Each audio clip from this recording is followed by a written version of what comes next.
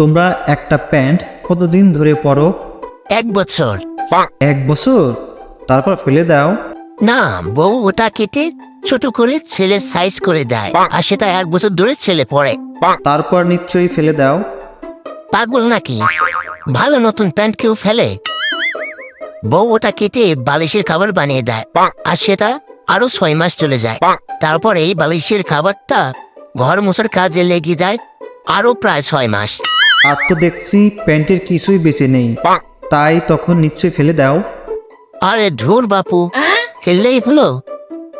ঘর মুছে খারাপ হলে সেটা আরো 6 মাস জুতা পরিষ্কারের কাজে লাগে।